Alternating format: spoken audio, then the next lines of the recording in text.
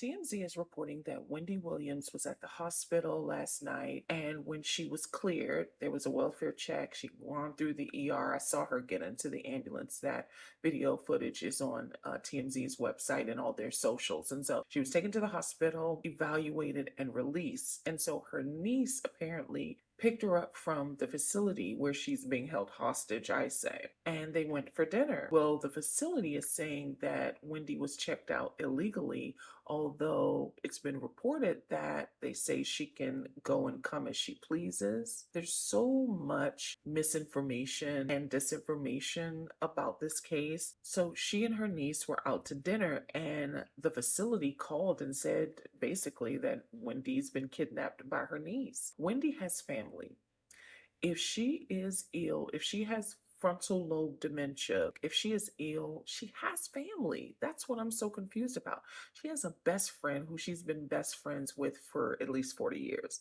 Her best friend, Val. She has her dad. I know her dad's a senior. And she has her sister. She has a brother. I know she has her son. They probably wouldn't release her to her son's custody, but she has family. She has people who would take care of her and are willing to take care of her. Why is it that she is remanded to this facility she doesn't want to be in, this memory unit? They make it seem like she's in hospice and incapable of taking care of herself when we see her in the public, and it's the total opposite. I think that Wendy is being exploited financially by this conservatorship.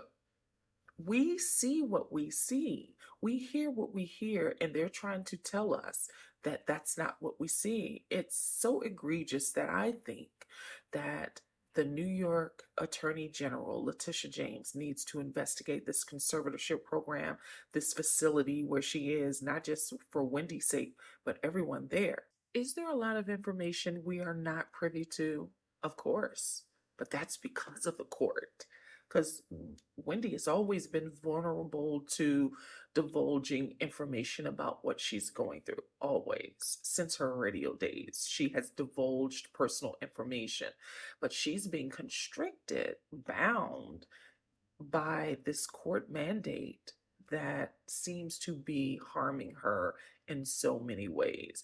She's even said, I'm taking pills. I don't even know what they are. Are they poisoning her? And that's why she's a little more delayed than she's ever been. I know she's aging. She's in her 60s and she has other ailments. I don't know what the contributing factors are. Again, I'm not a medical professional, but I've grown up with Wendy and understand that she is still inside there. She is still there. If you know Wendy, you can see it. Wendy has sat through interviews with TMZ, a couple of interviews with TMZ, The Breakfast Club, Don Lemon. She's due to be on The View tomorrow. Hopefully she can still do that. And people who know Wendy can see the Wendy, can see it behind her eyes, can see the Wendy that I grew up listening to. She's a little slower, but she's in her 60s. She's a little slower in response mentally, and I'm not a medical professional, I do not see dementia. I don't even see early onset dementia or Alzheimer's.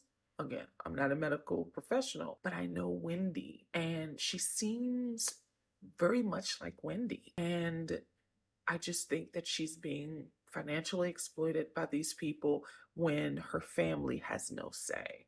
This is exploitative and it needs to end. And I think it needs to be investigated. This whole conservatorship program needs to be investigated because there are too many stories about these conservatorship programs just being rooted in exploitation. It's just a terrible situation.